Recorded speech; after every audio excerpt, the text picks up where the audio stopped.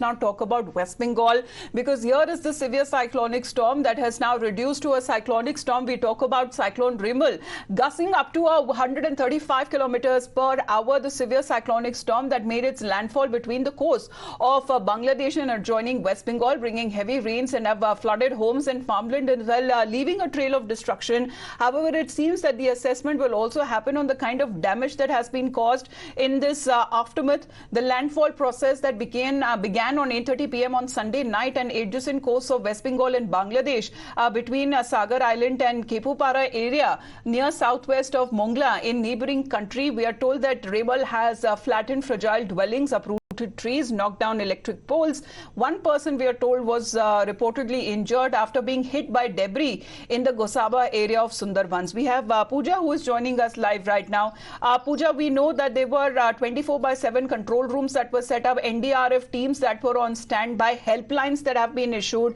What has been the aftermath after the landfall of the cyclonic storm? What has been the trail of destruction that has been left behind? Well, absolutely. The severe cyclonic storm Rimal made a landfall yesterday around 8:30 p.m. and the entire landfall process ended around 3:34 a.m. this morning. And right now, the Met Office has informed that the severe cyclonic storm has weakened into a cyclonic storm. And this particular system is now advancing towards the north direction in West Bengal state. But it has also left behind a trail of destruction.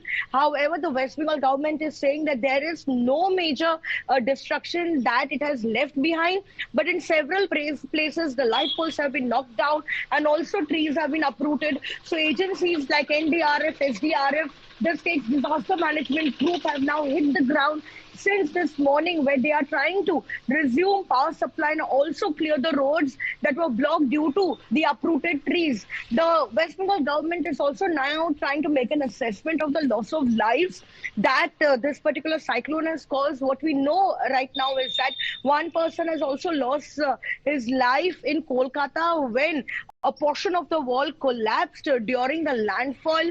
So the government is now trying to ensure that all the resuming of the electricity supply and also communication lines that can be done as soon as possible.